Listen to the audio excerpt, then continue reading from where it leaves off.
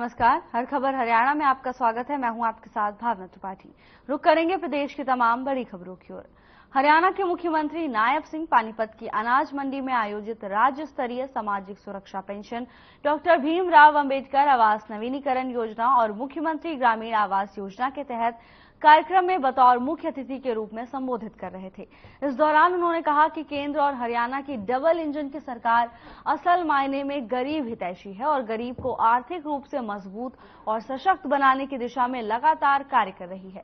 कांग्रेस की सरकार में गरीबों को योजनाओं का लाभ लेने के लिए कार्यालयों के चक्कर लगाने पड़ते हैं, बिचौलियों और कमीशन खोरों की मनमानी चलती थी, लेकिन उनकी सरकार में न कोई बिचौलिया है, न कमीशन और न ही किसी सिफारिश के लिए चक्कर काटने की जरूरत है। योजनाओं का लाभ सीधे गरीबों के खाते में पहुंच रहा है।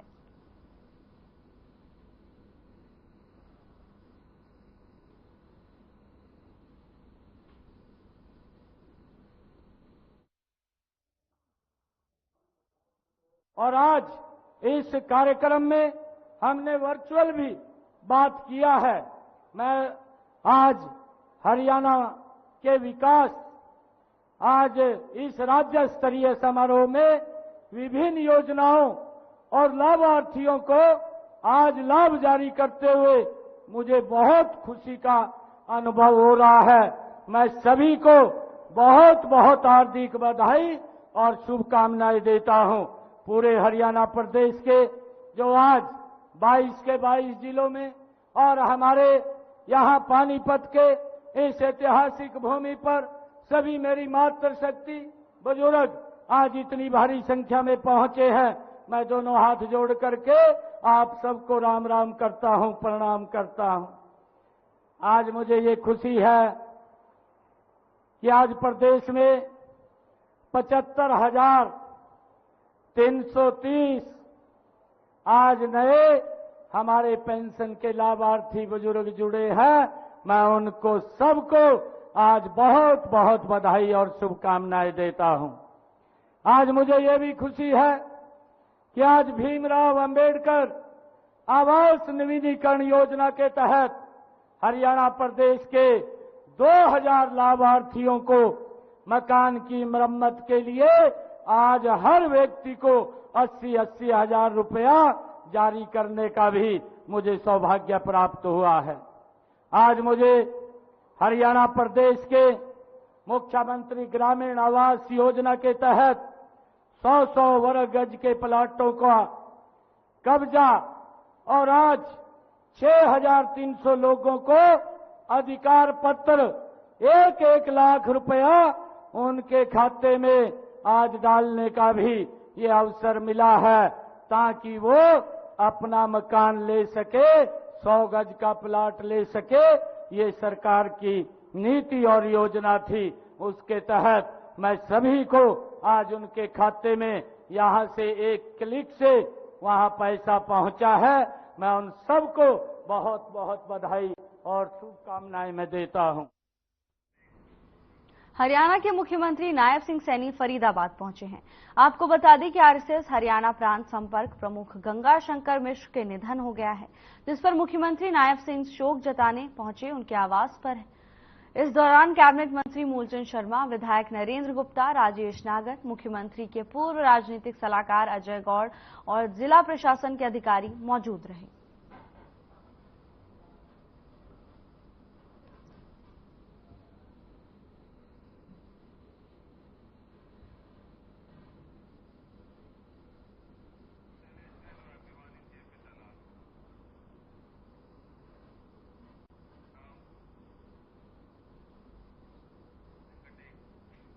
खबर भिवानी से है, जहां पंचायत भवन में नए लाभार्थियों को सामाजिक सुरक्षा पेंशन वितरण और डॉक्टर बी.आर. अंबेडकर आवास नवीनीकरण योजना के साथ मुख्यमंत्री ग्रामीण आवास योजना लाभ वितरण जिला स्तरीय समारोह आयोजित किया गया, जिसमें भिवानी जिले में 5,000 लाभार्थियों को लाभ दिया गया।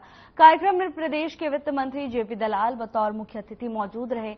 इस दौरान जेपी दलाल ने कहा कि कांग्रेस ने हरियाणा प्रदेश में भर्ती रोको गैंग छोड़ रखी है।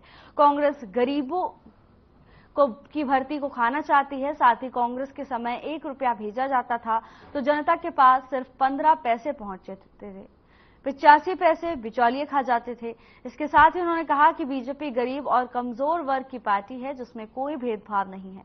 कांग्रेस के समय गरीब के हकों को खाया जाता था, आज की सरकार में ऐसा नहीं है।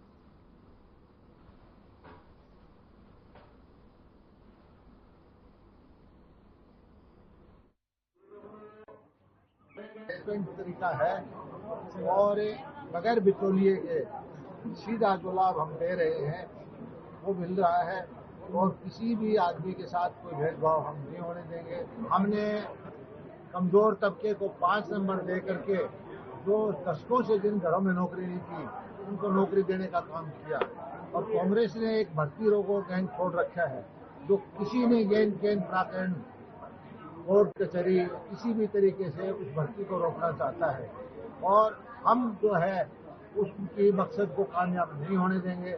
गरीब आदमी को जो नौकरी मिली है उसको बचाएंगे और कोर्ट के अंदर हम दोबारा से अपील भी करेंगे।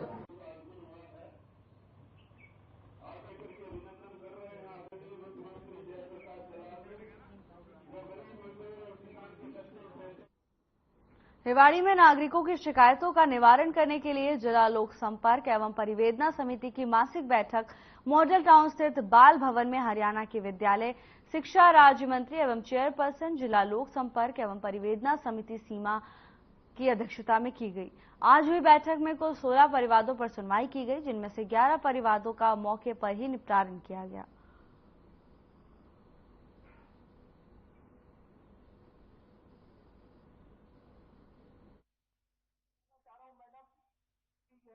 आज लगभग 16 परिवार थे, जिसमें से 11 जो हैं वो रिजॉल्व कर दिए गए, 5 पेंडिंग डाले गए हैं। हालांकि 5 पे भी फैसला ले लिया गया है, लेकिन फिर भी मैंने एक सप्ताह का टाइम दिया है कि ताकि प्रशासन भी मुस्तैदी से उसे एक बारी रिव्यू कर ले और जिसकी कंप्लेनेंट है जो व्यक्ति, उसको भी तसल्ली होनी चाहिए।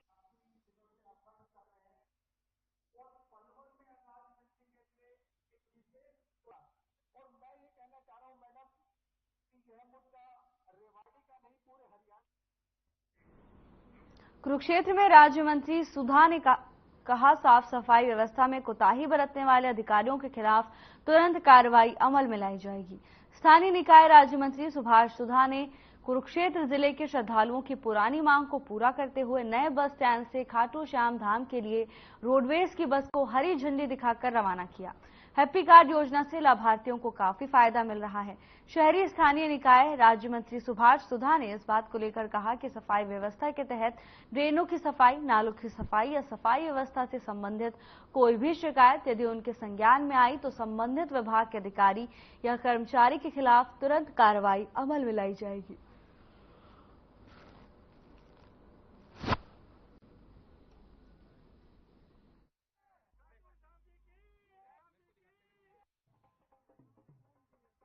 देखिए, आज बहुत वासियों की डिमांड थी कि एक बस खाटू श्याम जानी चाहिए। हमने उसके लिए आज इसकी अनुमति दी है। 8:30 बजे यहाँ से चलेगी और 4:30 बजे खाटू श्याम पहुँचेगी, जिसका 435 रुपये का है और बहुत ही ईजी मिलेगी। एक बस तो चली है हफ्ते में 3 दिन, फिर एक बस और चलाएंगे ताकि 2 बसें चलेंगी। उसके बाद डिमांड आई और बसें भी चलाएंगे।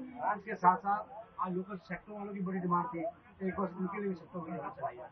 तो कितना किराया? तो 35 रुपये बड़ा नॉर्मल किराया है और 8:30 चलेगी, 4:30 में पहुंच जाएगी। किसी प्रकार की यात्रियों को कोई दिक्कत नहीं आएगी।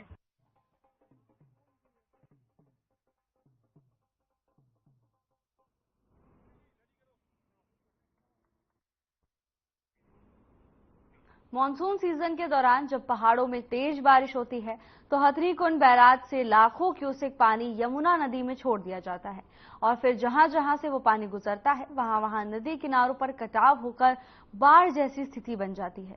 सोनीपत के गांव बडोली के किसानों को अब यही चिंता सताने लगी है। यहां नहर विभाग के माध्यम से बाढ़ के खतरे को भांपते हुए मिट्टी के कट्टों को भरकर ठोकर बनाने का कार्य किया जा रहा है, लेकिन आसपास के ग्रामीण काफी चिंतित हैं। उनका कहना है कि पत्थर के ब्लॉक लगाकर ठोकर बनाई जाए। अगर तेज रफ्तार से यमुना नदी में पानी आता है तो पानी इन कट्टों को बहाकर अपने साथ ले जाएगा, जिससे गांव में बाढ़ जैसी स्थिति बन सकती है। ग्रामीणों की डीसी से मांग है कि वो मौके का निरीक्षण करें और व्यवस्था को दुरुस्त करें।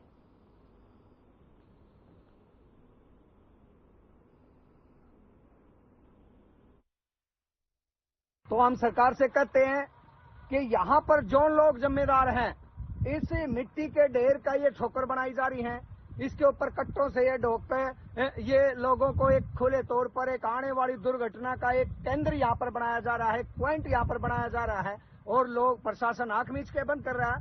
हम डीसी साहब से मांग करते हैं कि यहाँ का निरीक्षण करें और जिनकी लापरवाही से ये सब हो रहा है, लोगों की जान माल को दांव पर लगाया जा रहा है, उनके खिलाफ सख्त कार्रवाई करी जाए और अगर उसके बाद भी कोई सख्ताई नहीं बरती जाती है और इस मिट्टी की जगह कट्टों का वो नहीं लगाया जाता है तो हम प्रशासन के खिलाफ, सरकार के खिलाफ एक ठोस कदम उठाएंगे, आंदोलन करेंगे, जिसके जिम्मेदार प्रशासन और सरकार होगी।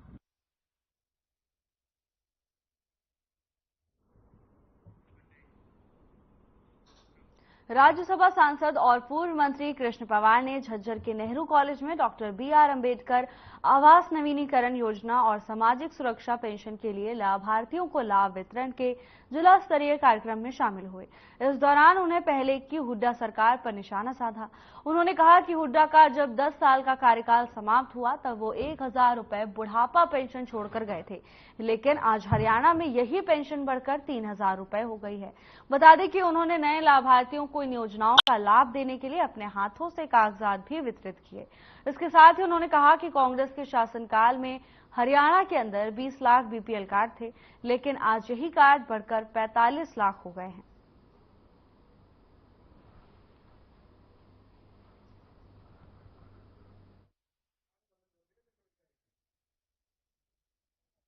आज झज्जर जिला के अंदर या पूरे हरियाणा प्रदेश में 22 के बाद जिलों में और माननीय मुख्यमंत्री जी पानीपत जिला में थे जो लाइव से जुड़े थे। आज झज्जर में 3074 ऐसे लाभार्थियों को आज से पेंशन के माध्यम से, आवास योजना के माध्यम से या डॉक्टर भीमराव अम्बेडकर के मकान की मरम्मत के माध्यम से आज झज्जर जिले के अंदर हमने लाभार्थियों को इसका लाभ मिला है। ये हरियाणा प्रदेश की पहली सरकार है जो गरीब आदमियों को डायरेक्ट बेनिफिट उनके खाते में देने का काम किया है और इसी प्रकार से भविष्य में भी जिस प्रकार से आज हमारे बुजुर्ग आदमी थे जो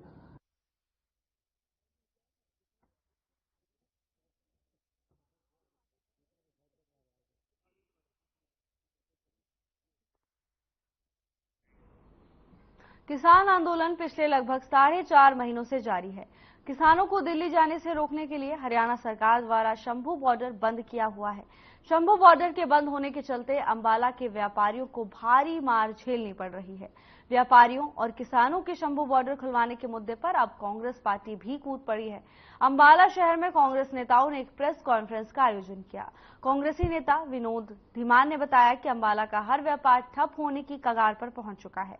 दुकानदारों को किराया निकालना भी मुश्किल हो रहा है। कांग्रेसी नेता विनोद धीमान ने कहा कि शंभू बॉर्डर खुलवाने की मांग को लेकर चौधरी निर्मल सिंह के नेतृत्व में वीरवार को कालका चौक पर कांग्रेस पार्टी द्वारा धरना प्रदर्शन किया जाएगा। कांग्रेस पार्टी व्यापारी और किसान दोनों के साथ है। वर्ग और किसान वर्ग परेशान हो रहा है सेंट्रल गवर्नमेंट की वजह से, उसके कारण रखी है। आज आप देखेंगे कि किसान सड़क पर है और व्यापारी भी सड़क पर आने को मजबूर हो गया, जबकि व्यापारी कभी भी धरने प्रदर्शन में किसी में शामिल नहीं होते, वो अपने रोजगार में शामिल रहते हैं। लेकिन रोड बंद होने से आज हमारे कपड़ा मार्केट, मिक्सी उद्योग और तमाम जितने भी उद्योग हैं या PGI तक जाने वाले हमारे जो साथी मरीज वगैरह जाते हैं उनको 4 से 6 घंटे लग रहे हैं और कपड़ा मार्केट का तो ये हाल है।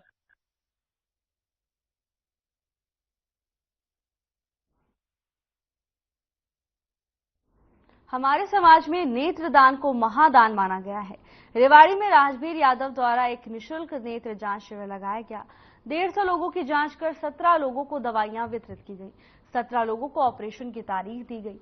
उन्होंने बताया कि यह जांच शिविर एकदम निशुल्क है, जिसमें जांच से लेकर ऑपरेशन तक का पूरा खर्च ये खुद वहन करते हैं। बीजेपी नेता एवं समाज सेवी राजवीर यादव ने निशुल्क नेत्र जांच शिविर लगाकर 150 लोगों की जांच करवाई।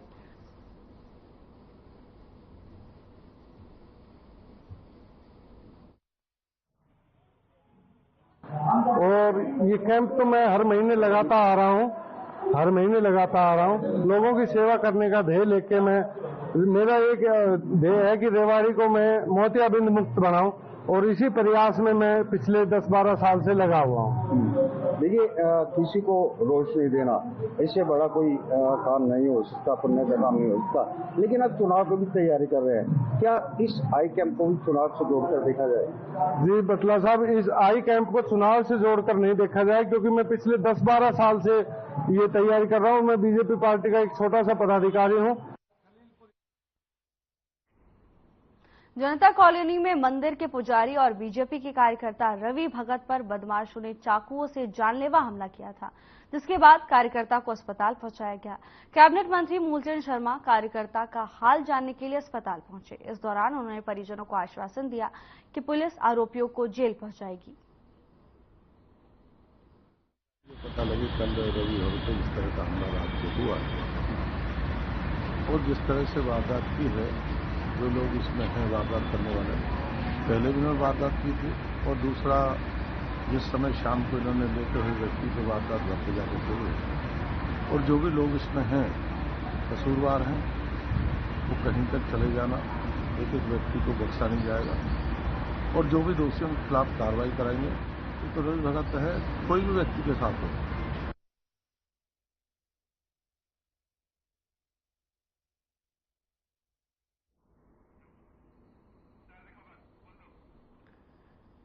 सम्मेलन में सर्वसम्मति से फैसला लिया गया कि शहर में लगातार फिरौती की घटना के विरोध में 5 जुलाई को हिसार बंद करने और 1 जुलाई को सुबह 10 से 12 बजे तक नागौरी गेट हनुमान मंदिर के बाहर विरोध में धरना प्रदर्शन किया जाएगा। इस अवसर पर व्यापार मंडल के प्रांतीय अध्यक्ष बजरंग गर्ग ने उपस्थित व्यापारी प्रतिनिधियों को संबोधित करते हुए कहा कि शहर के व्यापारी और प्रमुख व्यक्तियों ने अपराध पर अंकुश लगाने में एकजुटता दिखाई है। अगर सरकार ने अपराधियों का पक्का इलाज नहीं किया तो हिसार बंद के बाद आगामी व्यापार मंडल की राज्य स्तरीय मीटिंग बुलाकर हरियाणा बंद की कॉल की जाएगी।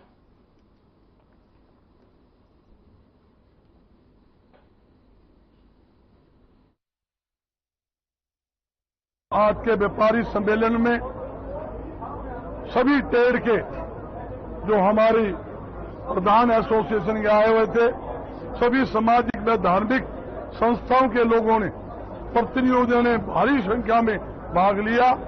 ये इमरजेंसी काल थी, उसके बावजूद उम्मीद से कई गुना ज्यादा लोगों ने ये भाग लिया, उसके लिए मैं धन्यवाद करता हूं। और इस सम्मेलन के अंदर फैसला जो लिया गया है, एक तो शुक्रवार को 5 जुलाई को पूरी तरह से हिसार बंद रहेगी, ये निर्णय लिया गया है। दूसरा, कल सोमवार को 10 बजे से 12 बजे तक नगौरी गेट के बाहर धरना प्रदर्शन करेंगे, जोरदार धरना प्रदर्शन होगा। और शुक्रवार तक भी अपराधियों का इलाज नहीं होया।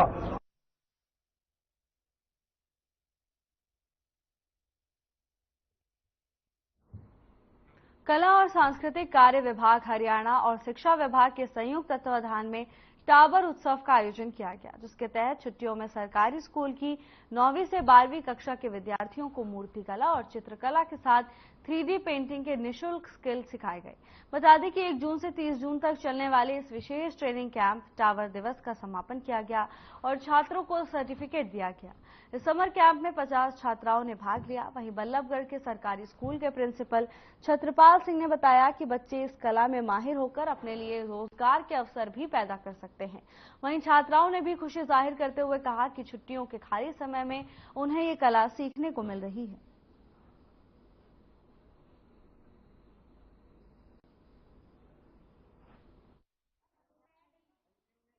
वर्षा। कहाँ पढ़ते हैं आप? इसी स्कूल में पढ़ते हैं, 12th क्लास में, 12th जी। कौन सा स्कूल है? ये government girls senior secondary school. आपने क्या बनाया है आज इस यहाँ पर? देखो मैम ने ना हमें बहुत सारी मतलब पुट्टी पे प्लेट्स बनवाई हैं और मतलब ड्राइंग वगैरह और एक्स्ट्रा चीज़ों से मतलब जो वेस्ट मटेरियल होता है उससे यूजफुल चीज़ बनवाई है। जी। कैसा लगा बना करके? अच्छा लगा क्या? हाँ बहुत ज़्यादा एक्सपीरियंस रहा इसमें आपका? मतलब ये है कि घर पे भी जो भी वेस्ट मटेरियल पड़ा है उससे हम मतलब और बहुत ज़्यादा अच्छी चीज़ें बना सकते हैं, उसको यूजफुल कर सकते हैं और उसको हम मतलब परचेज भी कर सकते हैं दूसरों को, जो दूसरों के यूज़ में आए।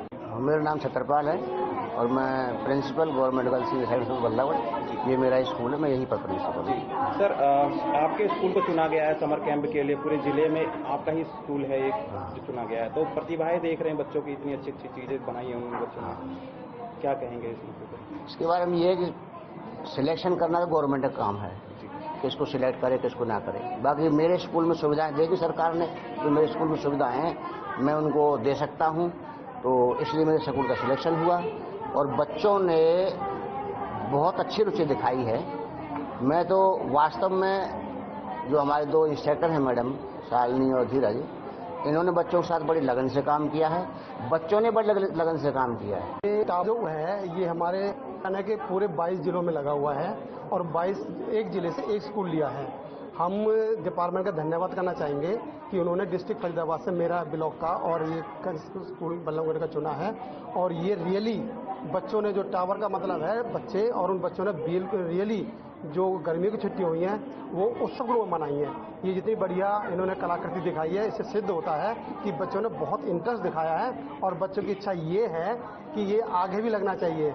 मेरा नाम शालिनी सिंह है, मैं कला एवं सांस्कृतिक कार्य विभाग हरियाणा की तरफ से यहाँ नियुक्त की गई हूँ। मुझे यहाँ पर बच्चों का टावर उत्सव कार्यक्रम में नियुक्त किया गया था, जहाँ पे हमने किले और पीओपी में इनको रिलीफ वर्क और 3D वर्क कराना था, जो मैंने इनको कराया है। और साथ में इनके लिए समर कैंप में मैंने इनको वेस्ट मटेरियल पे भी काम कराया है, जिससे अगर इन्हें किले पीओपी मिलती है तो वो उसका 3D और रिलीफ वर्क तो कर ही सकते हैं। साथ में जो अलग से जो उनको घर पे वेस्ट मटेरियल मिलता है, जैसे प्लास्टिक की बोतल, जूट हुआ और पेपर हुआ, न्यूज़पेपर है और वैक्स है, बी वैक्स जो हमारे घर पे जो लोग मधुमक्खियाँ निकालते हैं उसका जो वैक्स गाँव में मिल जाता है हमको।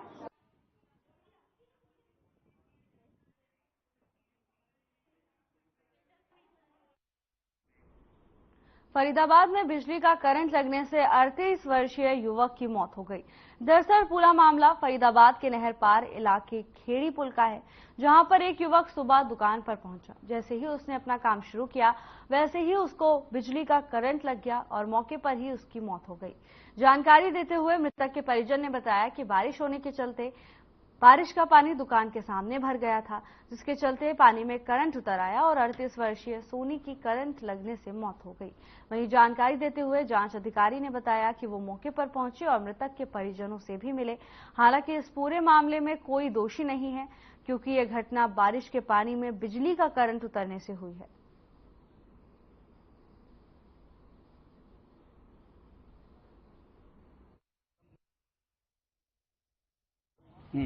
पानी भर गया था, तो एक लड़का है जिसको करंट लगा हुआ था, तो पानी भरने के कारण पानी सूख गया।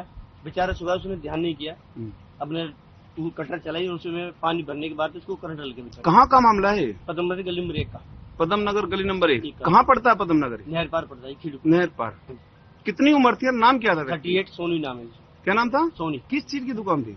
उसकी बेल्डिंग वाली थी। हमें BKH से सूचना मिली थी कि वह एक आदमी है सोनी, जो इंदिरा कॉम्प्लेक्स में रहता है और पदम नगर खेड़ी पुल के वहाँ उसकी वेल्डिंग की दुकान है।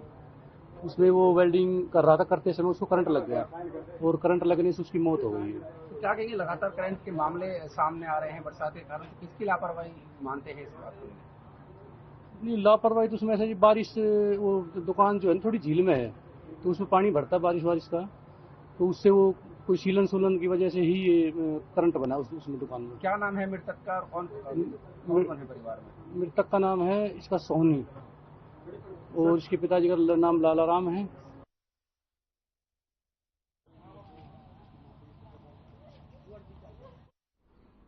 फिलहाल के लिए बस इतना ही। जल्द हाजिर होंगे नई अपडेट्स के साथ। नमस्कार।